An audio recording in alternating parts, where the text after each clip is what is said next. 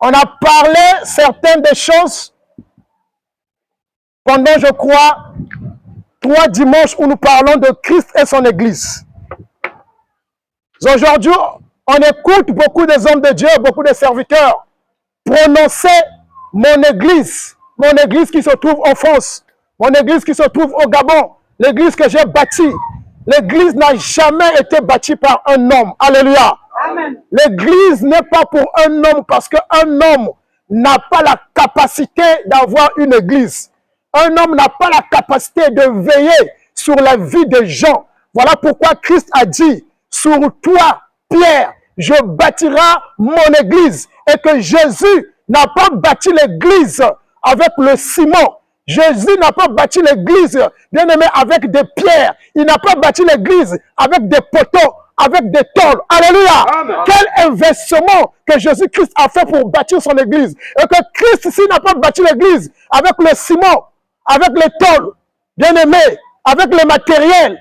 Cette église ne peut jamais être détruite. Alléluia. Amen. Parce qu'une église bâtie par les matériels, c'est facile pour les détruire. Les engins peuvent venir et détruire les bâtiments et détruire l'endroit là. Or, l'église que Christ a bâtie, cette église, l'engin ne peut même pas détruire cette église. Alléluia. Amen. Et la Bible nous dit, Dieu qui a créé les cieux et la terre ne se réside pas sur les bâtiments que l'on peut construire. Dieu, depuis l'Ancien Testament, il n'a jamais habité dans le temple local. Alléluia. Il n'a jamais habité dans les bâtiments. Et la Bible nous révèle que dans le temps ancien, le peuple d'Israël, il marchait avec ce qu'on appelle l'arche de l'alliance, qui symbolisait la présence de Jésus-Christ. Alléluia. Et il fallait bâtir un temple où Dieu avait donné le plan à Moïse. Mais cela était toujours l'image de Jésus-Christ. Alléluia. Ça ne parlait pas des bâtiments. Et le temple qu'on avait bâti, on a séparé ce temple sur 3 parties. Il y a ce qu'on appelait le lieu très saint, là où se résidait l'arche de l'alliance.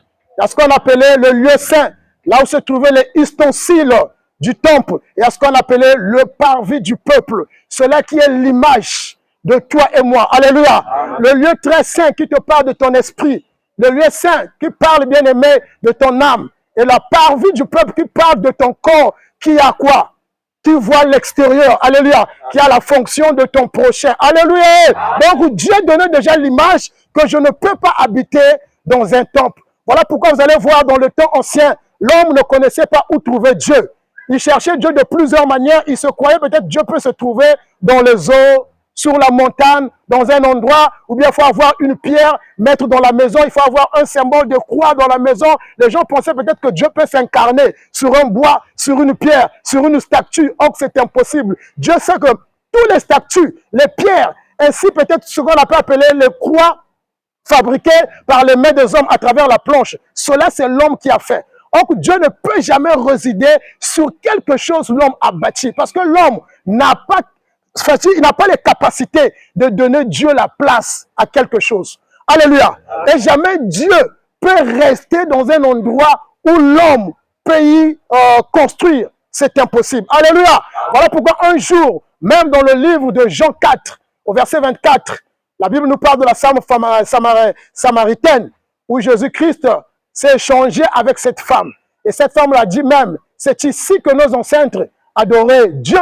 Et Jésus leur répondit, non, l'heure est venue où les vrais adorateurs adoreront le Père en esprit et en vérité. Il a dit, on ne peut plus adorer Dieu sur la montagne. Cela veut dire quoi? Que si tes ancêtres, tes parents, partaient adorer Dieu dans les forêts, sur les eaux jusqu'à aujourd'hui, ils vont lancer des collas quelque part, un endroit où on va aller sur la montagne pour adorer Dieu, un endroit ou bien dans un bâtiment tel que nous voyons. Un jour ici, là, nous allons construire, non? Ou peut-être les gens vont penser, quand tu viens dans ce bâtiment, tu rentres, c'est là où Dieu siège, c'est là où je vais aller acclamer Dieu, c'est là où je vais aller chanter Dieu. Non, Jésus-Christ dit non. Si toi, tu as cru que tes ancêtres ont adoré Dieu sur cette montagne, c'était faux. Alléluia. Amen. Il a dit non. Si nous croyons qu'on peut adorer Dieu dans un bâtiment, c'est faux. Si nous croyons qu'on peut aller sur la montagne pour chercher Dieu, c'est faux. Si on croit qu'on peut aller chercher Dieu sur des eaux, dans les forêts, ou bien tu peux avoir la statuette devant toi, les structures sacrées devant toi, que c'est Dieu, il dit c'est faux. Il dit voici, l'heure vient où les vrais adorateurs adorera le Père en esprit et en vérité. Il fait comprendre d'abord, c'est Dieu que tes parents ont adoré.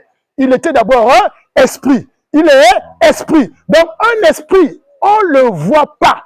Un esprit ne peut pas avoir un endroit spécial où il est reconnu. Alléluia. Amen. Ça, c'est des anges qu'on appelle les anges dessus, qui ont des endroits où il attire des hommes. Venez chercher Dieu. Non. Il dit Dieu, c'est un esprit.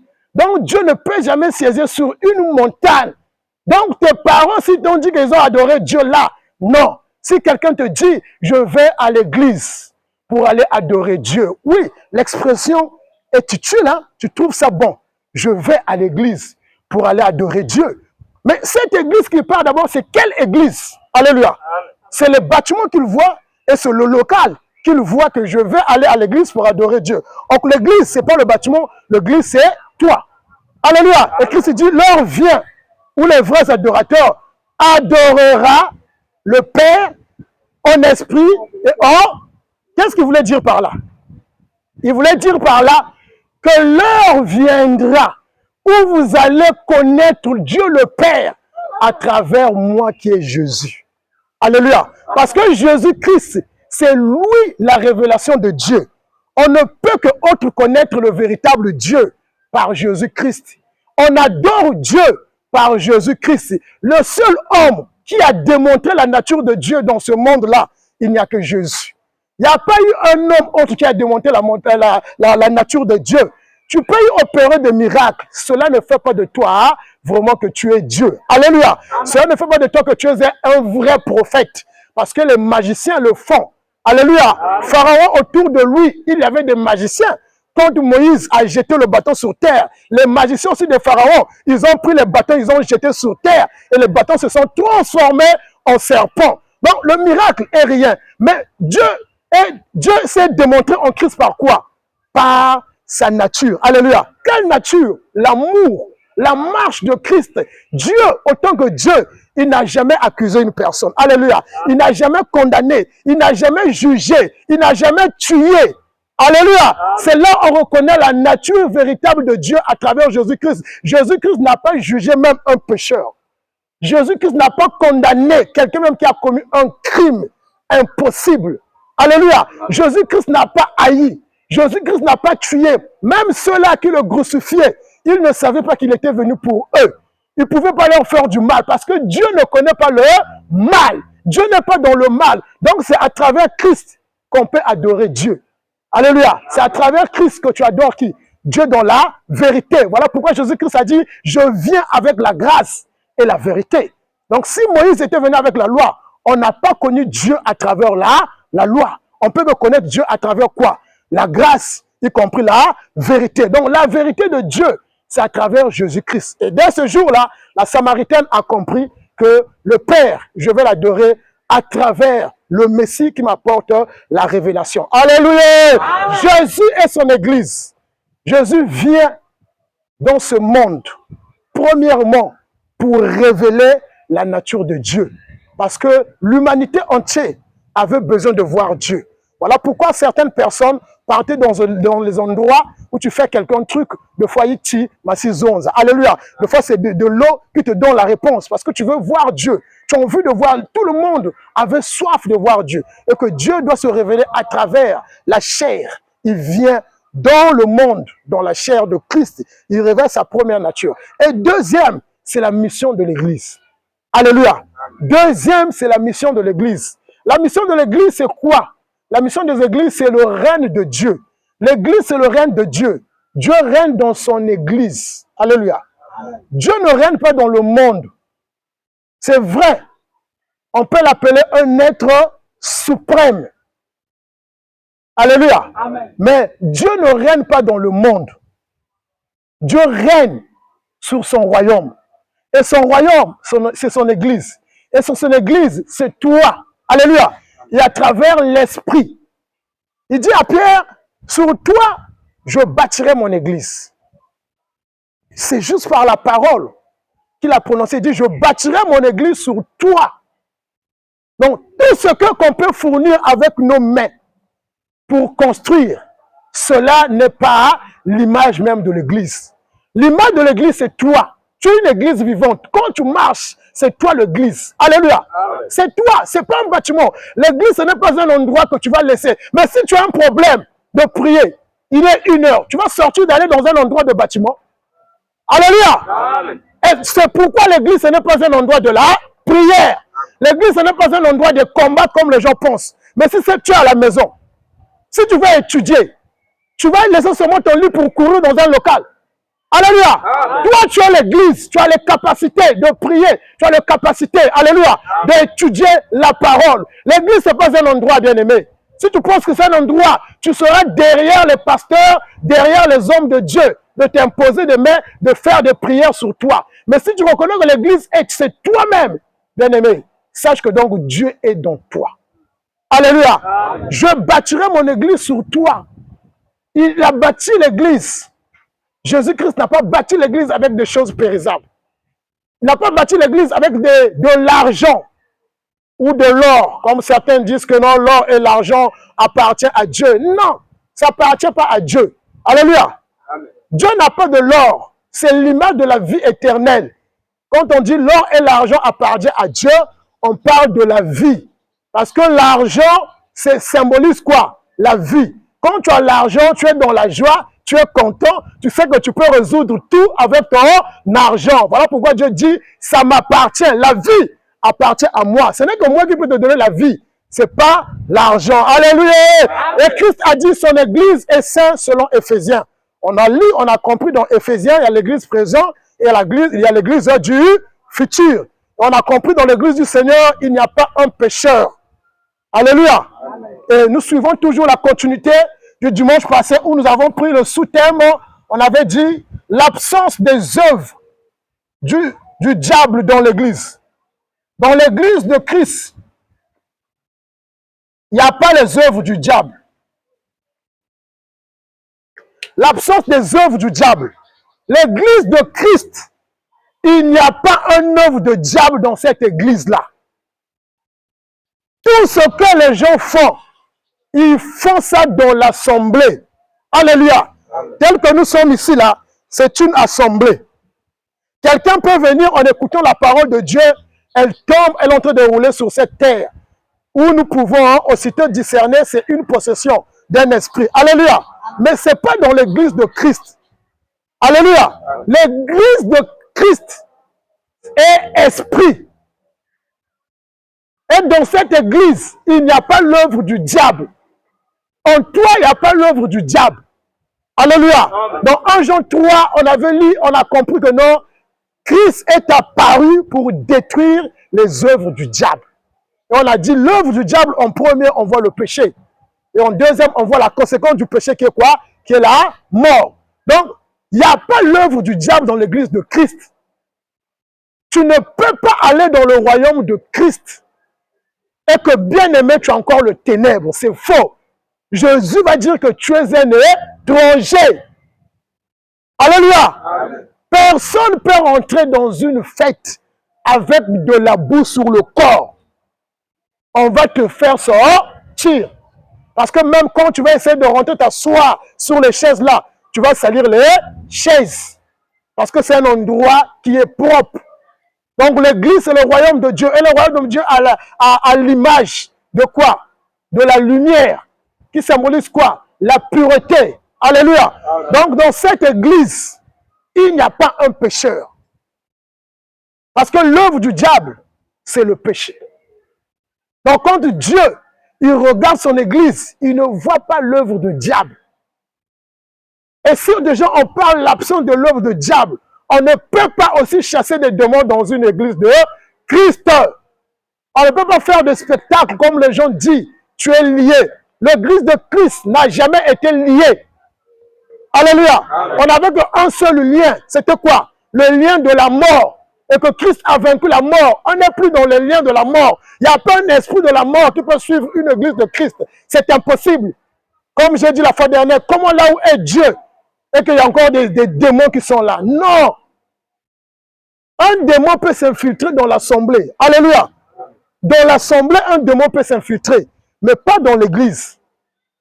Alléluia. Amen. Donc, pas dans toi. Que quelqu'un ne te montre pas que tu es lié, que tu es bloqué, qu'il voit un truc. Non, parce que toi, tu es l'église. Mais là où nous sommes assis, quelqu'un qui n'a pas cru en Christ peut être possédé d'un esprit, il vient dans l'assemblée. Mais dans l'église de Christ, il n'y a pas l'œuvre du diable. Il n'y a pas un démon. Et sur la connaissance véritable des enfants de Dieu, ils ne peuvent pas prêcher les œuvres du diable. Alléluia. Bien qu'on sait que peut-être l'ennemi, le diable peut s'infiltrer dans l'assemblée. Mais un homme de Dieu véritable qui est dans la connaissance ne peut pas se lever pour vous prêcher les œuvres du diable. Parce que nous sommes dans le royaume. Et dans le royaume, on a un roi de rois qui est Jésus. Et c'est lui-même qui veille. Et Jésus a dit, sur toi, je bâtirai mon église. Cela signifie que non, je suis le propriétaire de ton corps, de ta vie. Donc, il veille sur nous. Ta propre prière ne te fait pas que tu te sois protégé.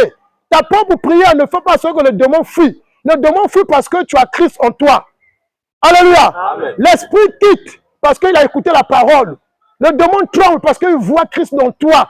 Ce n'est pas ta parole là. Alléluia.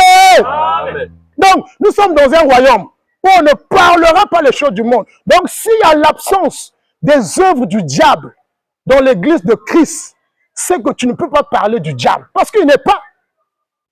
Alléluia. Quand Christ est arrivé sur cette terre, il révélait les œuvres du diable dans la vie des gens.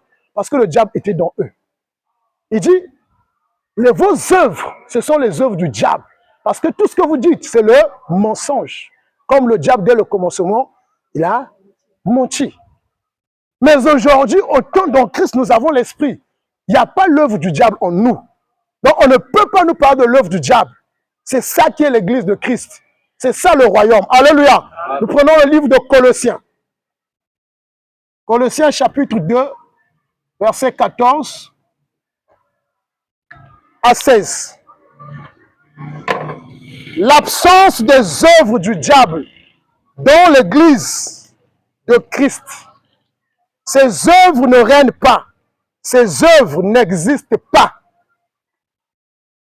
Et il ne peut jamais s'infiltrer dans l'église de Christ. Parce que Christ habite dans toi. Christ n'est pas hors. Jésus-Christ n'est pas hors de son église. Comme les gens pensent, tu rentres dans une locale et tu dis, il n'y a pas la présence de Dieu. On écoute certains dire ça, non? Après la présence de Dieu, là c'est le règne de Dieu qui va descendre. Quoi? Le règne de Dieu. Donc, le règne là, au règne où? Alléluia. Après l'Esprit de Dieu, Dieu n'habite pas hors de son église, qui est ton corps. Dieu habite dans toi. Il n'a jamais quitté. Dès lors que tu as cru en Jésus-Christ, Jésus-Christ est fusionné avec toi. Il est resté collé, serré avec toi. C'est lui-même qui est venu dans ta vie. Alléluia. C'est pas toi. Comme il a dit à Pierre, c'est moi qui va bâtir. C'est moi qui viendra. C'est pas toi qui vas me chercher. Donc c'est moi qui bâtis. C'est moi qui habite dans toi. Lisons la parole du Seigneur. Colossiens chapitre 2, verset 14. Prenons à 13 jusqu'à 16. Où tu peux monter au plus haut, verset 12 jusqu'à 16. Ayant été ensevelis avec lui par le baptême et avec lui par la foi qu'il a ressuscité. Avec lui. De la même façon qu'on l'a mis dans le tombe, c'était notre image. Alléluia. Amen. Parce que nous étions dans le péché. Et le péché a mené quoi? La mort. Et donc Christ est enseveli. C'est toi qui es enseveli. Et que Dieu dit, l'ensevelissement, c'est la mort de Christ. Et c'est quoi ça? C'est le baptême. Alléluia. Il dit, ayant été enseveli avec lui par le baptême ici symbolise sa mort. Vous étiez aussi ressuscités en lui et avec lui. Donc, un chrétien, il vit déjà ce qu'on appelle la résurrection en esprit, la glorification en promesse en Christ. Alléluia. Amen. Un chrétien vit la résurrection en esprit. Avant que tu crois en Christ, nous étions dans la mort. Donc, quand tu as cru, tu as quoi? Tu as la vie. Alléluia. Amen. Et quand tu as la vie, ce qui reste, c'est ce qu'on appelle la glorification de ton corps. Et ça, on appelle ça la glorification en promesse, en position de Christ. Donc, quand nous sommes en Christ, on est glorifié déjà par l'Esprit. Alléluia. Il dit, et avec lui par la foi en la puissance de Dieu qu'il a ressuscité de mort. vous qui étiez morts par vos offenses et par l'incirconcision de votre chair, il vous a rendu à la vie avec lui en nous faisant grâce pour toutes nos offenses. Il a effacé l'acte dont les ordonnances nous condamnaient et qui subsistait contre nous, virgule. Il dit, après avoir été ressuscité, qu'est-ce qui s'est passé? La mort de Christ a fait à ce que les actes qui nous condamnaient, la Bible dit, il a effacé ça. Tu ne peux jamais subir, on ne peut jamais prononcer la condamnation dans ta vie. Alléluia. Quand on ne te ment pas, il n'y a personne qui va te dire que non, toi, tu es condamné, tu ne peux pas travailler, comme nous écoutons les gens dire non. Christ a dit, il a effacé les actes sur les ordonnances nous condamner. Premièrement, je dois comprendre, qu'est-ce qui nous condamnait? Alléluia. Le chemin, ce n'est pas la condamnation. Les échecs, ce n'est pas la condamnation. Le manque d'avoir une femme, le célibat, ce n'est pas la condamnation comme les hommes prêchent ça. Ce n'est pas l'œuvre du diable. Alléluia. La stérilité, ce n'est pas la condamnation. La pauvreté n'est pas la condamnation. Alléluia. Les actes sur des ordonnances nous condamnaient, on parle de la loi. C'est la loi qui a condamné l'homme. Parce que la loi a trouvé quoi dans l'homme? Le péché. La loi a trouvé dans l'homme le péché. Et la Bible dit, tous sont en péché, sont privés de la gloire de Dieu. Personne n'avait respecté la loi de Dieu. C'est la loi qui nous a condamnés. Et donc Christ dit, tout ce que te condamnait, moi j'ai effacé ça. Si la loi te condamnait, tu avais le péché dans toi, la mort. Si Christ vient effacer la loi, cela veut dire que tu ne peux pas aussi encore rester dans la mort. Ça veut dire que non, il t'a libéré. Ça veut dire que non, il t'a fait quoi? Il t'a délivré de ce qui te condamnait. Donc, un chrétien, dans l'église de Christ, il n'y a pas la condamnation. Quand quelqu'un demande pardon, tu te sens quoi? Coupable. C'est que tu es condamné de quelque chose. C'est que la loi te condamne. Mais Christ dit que non, j'ai effacé l'acte sur des ordonnances vous condamnez. Donc, je ne peux pas demander pardon parce que c'est la loi qui me condamnait, qui avait trouvé le péché en moi. Maintenant, Christ vient, il meurt à ma place, il me libère. De quoi je vais demander pardon? Et le péché qui me condamnait, Christ a écrasé quoi? La puissance du péché qui est quoi? La mort. Donc, je suis devenu saint, une nouvelle créature. Il n'y a pas pardon que je vais demander. Donc, l'absence des œuvres du diable dans l'église de Christ, l'absence de la loi. On ne peut pas trouver dans l'église de Jésus-Christ la loi de Moïse. Alléluia. Amen. La Bible dit dans Jacques 2,10, si quelqu'un observe toute la loi de Dieu et désobéit à une seule loi, il devient transgresseur de la loi. Donc si quelqu'un demande la dîme et il ne mange pas les herbes amères pendant la Pâque, ce que la dîme qu'il prend là, il devient un pécheur. Alléluia. Et si quelqu'un prend la dîme, il ne donne pas l'orphelin la dîme. Ce que la dîme qu'il prend là, il devient un voleur, c'est un pécheur. Parce qu'il y avait au moins 7 qualités de dîme. Alléluia. Donc, si on demande pardon dans l'église de Dieu, ce que nous sommes encore dans la loi, ce que nous sommes encore condamnés, c'est là où maintenant le diable a la force sur nous. Et sa force sur nous, c'est quoi? Il vient maintenant aveugler notre intelligence parce que tu manques de la connaissance de ce que Dieu a fait sur toi. Dieu t'a rendu libre, quand je te mets encore condamné. Donc, l'absence de la loi dans l'église de Christ, parce que la loi condamnait. Ce que la loi a fait, c'est pour te condamner.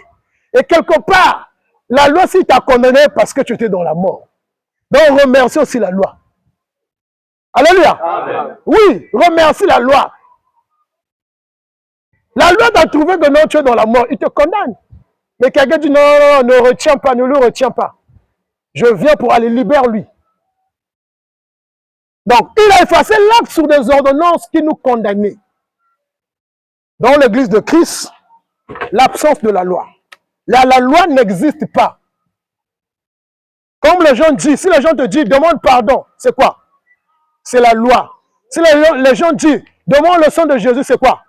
Oui, parce que dans le temple, ils utilisaient ce qu'on appelle la décalogue, la loi de Moïse. Il fallait tuer l'animal pour verser le sang sur l'arche de l'alliance, c'était une loi. Donc quand les gens demandent le sang, ils ne tuent pas aussi l'animal. Parce que dans le temple, on tuait l'animal. Ça sert pas de parler. Dans le temple, on ne parlait pas. Il y avait des rituels. Tu prends l'animal, tu tues et vous versez le sang là. Pourquoi ne font pas ça?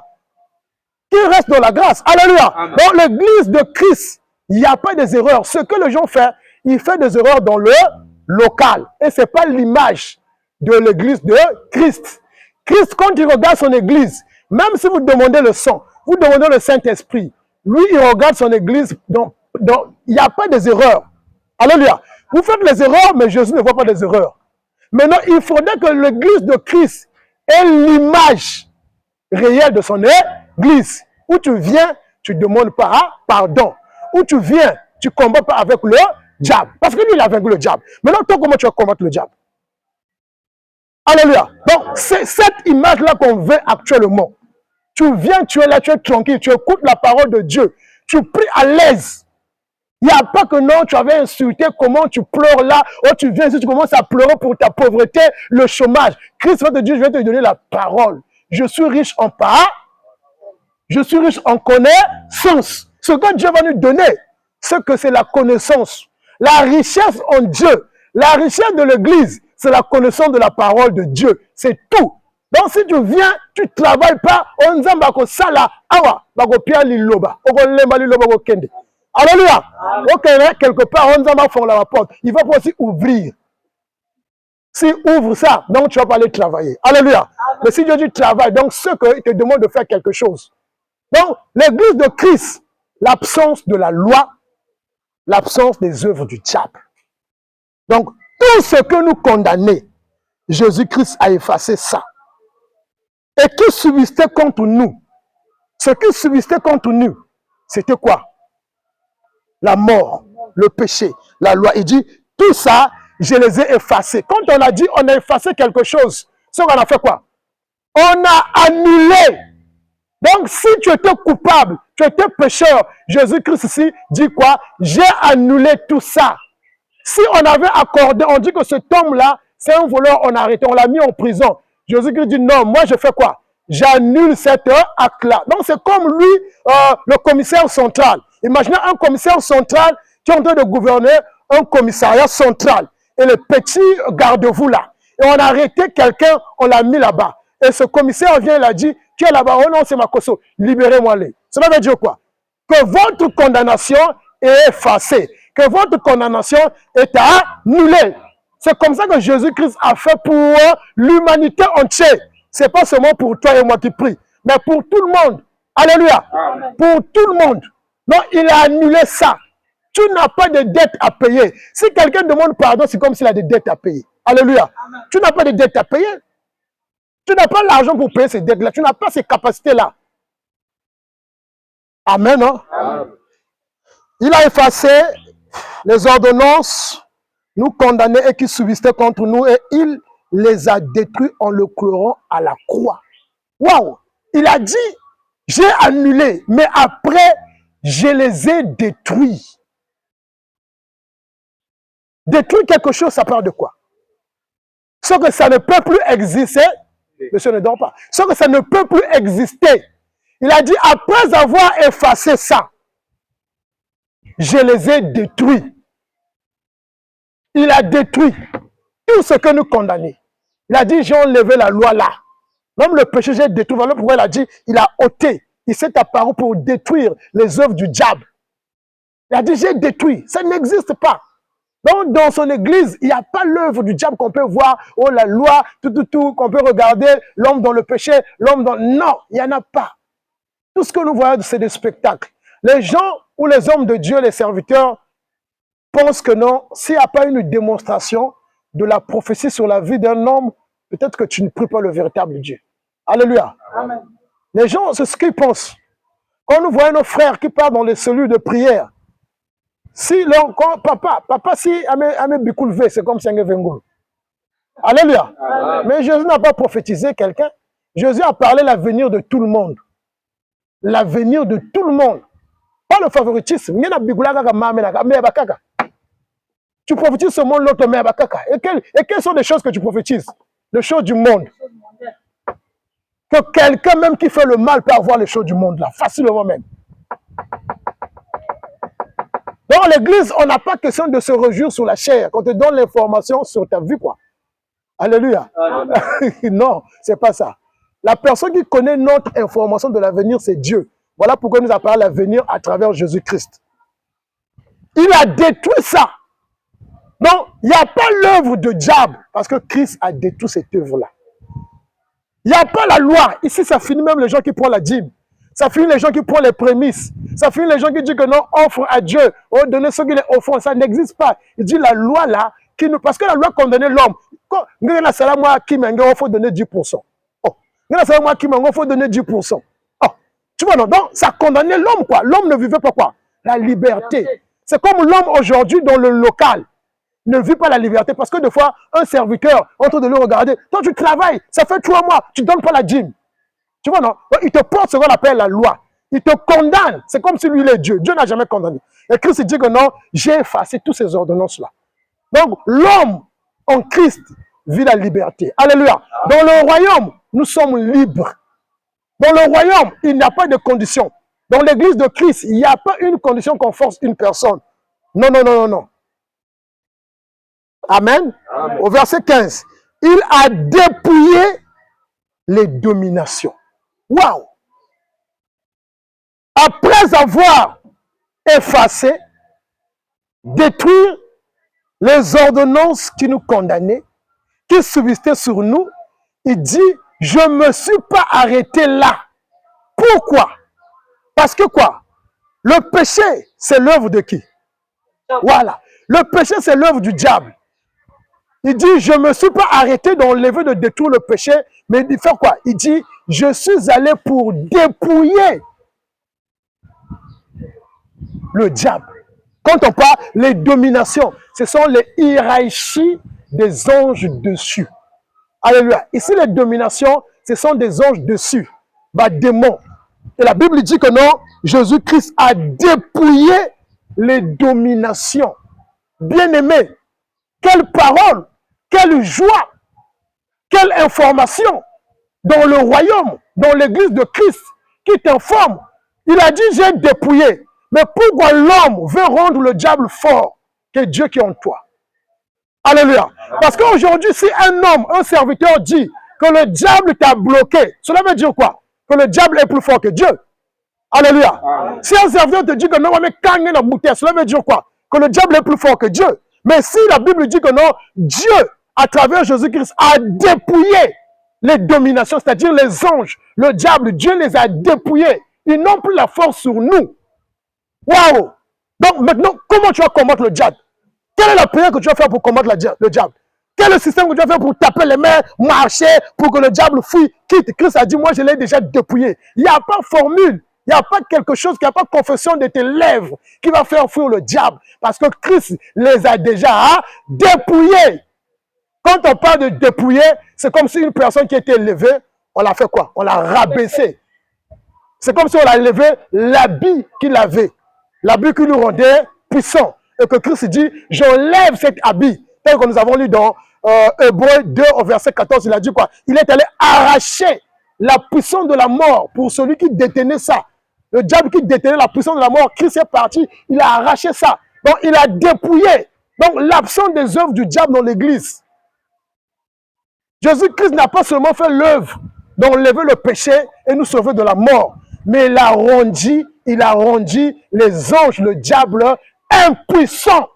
Le diable est impuissant auprès d'un enfant de Dieu. Premièrement, parce que l'œuvre du diable n'est plus en toi. Le diable, pour trouver la puissance dans toi, pour te dominer, il doit avoir le péché dans toi. Alléluia. Amen. Et le péché qui était dans nous, l'homme ne connaissait pas le péché qui était dans lui. Amen, amen. Amen. Tôt ou plus vite, vous allez comprendre, quand le mal sort de la personne, c'est que le mal est déjà intérieur de lui. Alléluia. Amen. Si les hommes, le monde entier, commettaient le mal, c'est parce que le mal était dans nous. Voilà pourquoi, tant que tu es enfant de Dieu, si tu insultes, demain tu ne vas plus insulter. Parce que le mal n'est pas dans toi. Toi, tu vas seulement copier le monde. Alléluia. Le chrétien copie le monde, mais il n'est pas dans le monde. Le chrétien est dans le royaume. Donc, après avoir effacé, détruit, Jésus-Christ dit, j'ai dépouillé. J'ai dépouillé. Ma première raison que moi, je suis l'église, on ne peut jamais me combattre chez le diable parce qu'il est dépouillé. Alléluia. Le diable est faible devant toi, bien-aimé. C'est parce que nous sommes complexés de foi du monde. Voilà pourquoi on pêche. Alléluia. Voilà pourquoi on tombe dans les pièges du diable. C'est parce qu'on en vit. Mais sinon qu'il est dépouillé. Il ne peut plus te séduire. Parce que quoi? Au un, tu n'es plus en Adam. Alléluia. Cette église en Adam était une église bâtie par l'homme.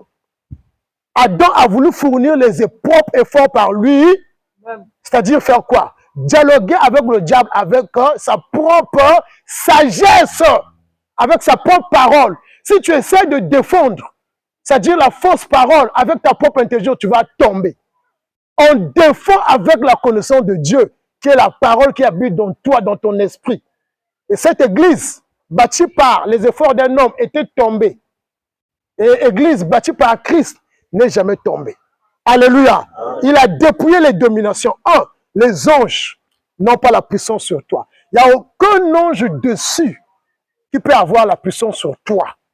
C'est impossible. Il ne peut rien te faire. Il n'a rien, il ne peut rien. Parce qu'on l'a dépouillé. Ce n'est pas toi. Ce n'est pas ta prière. Bien qu'on fait des prières, mais ce n'est pas nos prières là qui affaiblissent le diable. Ce n'est pas le contraire. Moi, je glorifie. C'était avant-hier, je faisais un partage avec un évangéliste.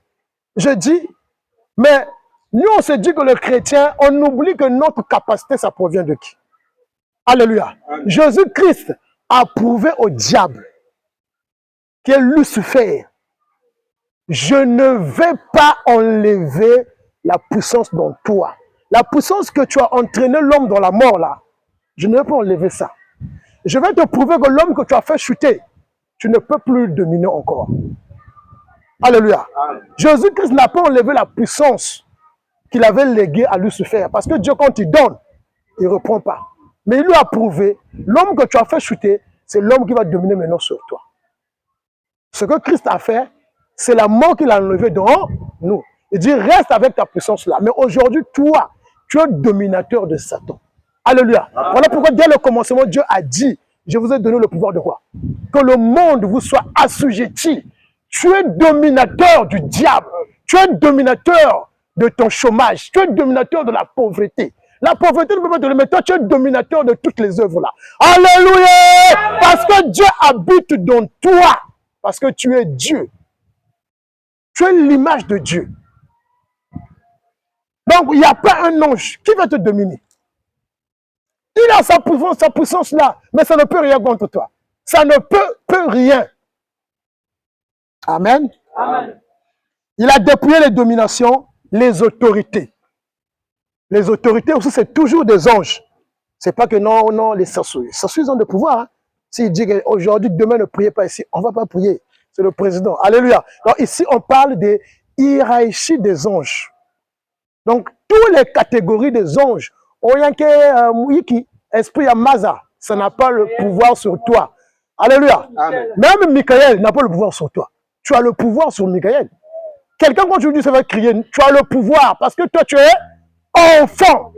Toi, tu es enfant. Lui, il est qui? Serviteur. Imaginez. C'est parce que lui, il a un corps glorieux. Un corps qu'il peut passer là sans qu'on lui voit. À cause de la chair qu'on porte. Parce que dans la chair, il y a le péché qui nous empêche de voir un ange. Mais sinon que toi, tu es plus fort que Michael. Mais quelqu'un, je dis, oh, quand tu vas, qu'est-ce que tu veux dire par là? Je dis, tu es plus fort. Parce que Michael ne mange pas.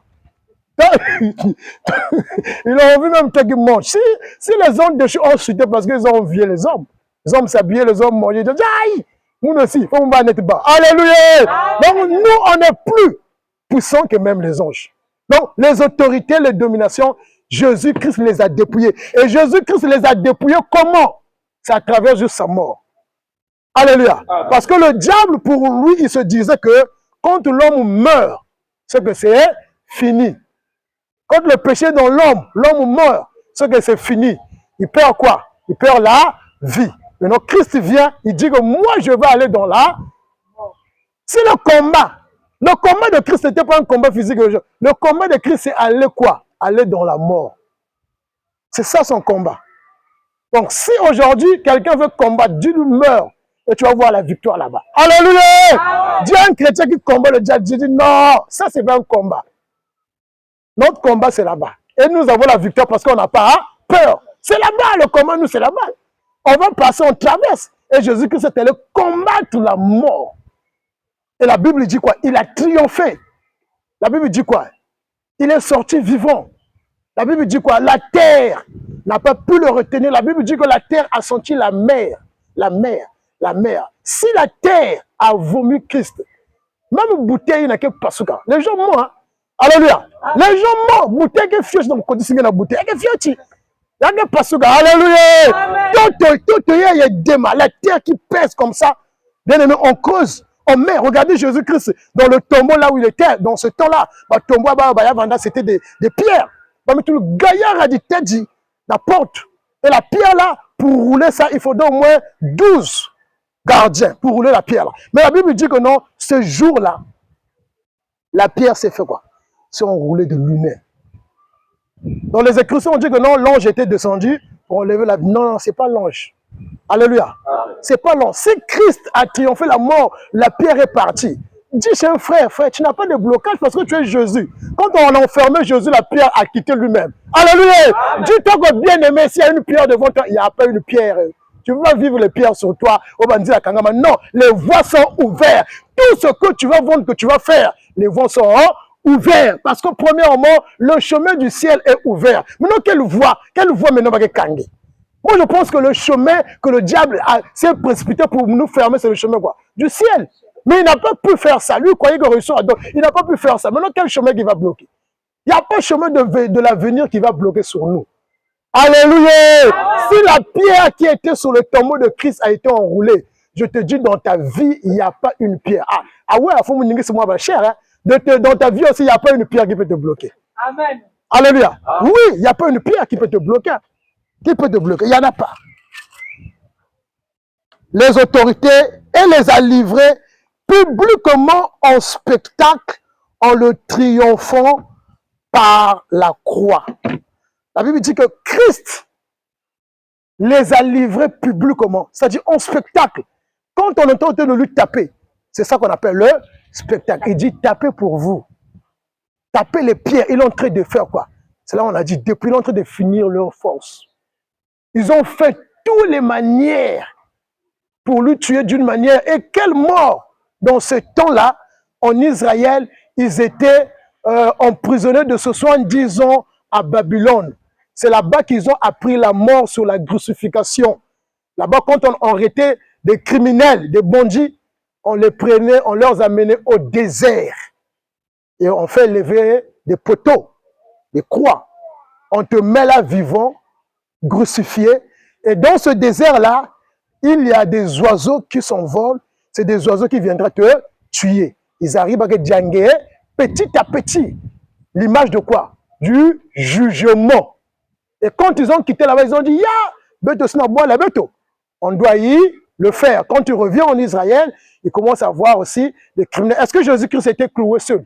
Non. Il y avait ces criminels. Hein? Donc on l'a mis au tongue aussi, criminel, parce qu'il est en train de dire que non, non, lui il est Dieu, il est fils de Dieu. Ah, non, ça c'est un criminel. Mettez-lui là-bas. Donc eux aussi, on les a amenés au Golgotha. Au Golgotha, c'était un lieu désertique. Il fallait les faire ça, que les oiseaux passent, les oiseaux puissent les tuer. Et l'image du jugement, Christ est en train de subir le jugement. Ce qu'on appelle les spectacles, il a dit, je les ai livrés en spectacle devant le public. Donc, le monde et le public ont vu ce spectacle-là.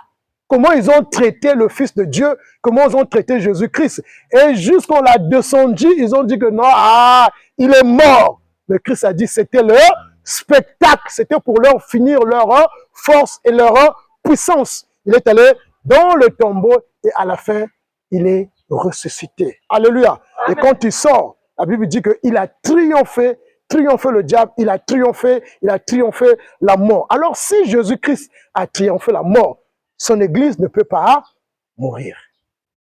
Alléluia. Amen. Si Jésus-Christ a livré les autorités en spectacle, ce que nous, on n'a pas de spectacle à faire dans l'église. Parce que ce que les gens font, c'est du spectacle. Appelle le feu. Hein, tout le monde ça. Fais ça. C'est du spectacle.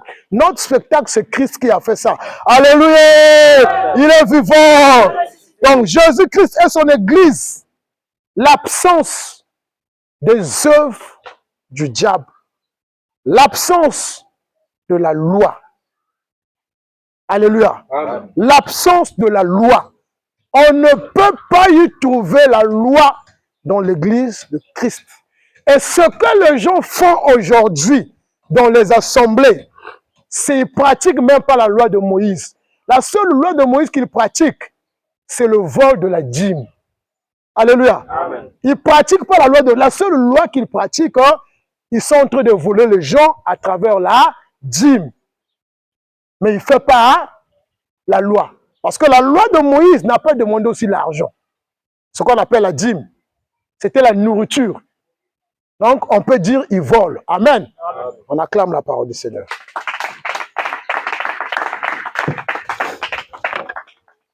Tu vas prier, tu vas remercier le Seigneur pour sa parole. Nous allons lui dire merci. Prions, prions ensemble.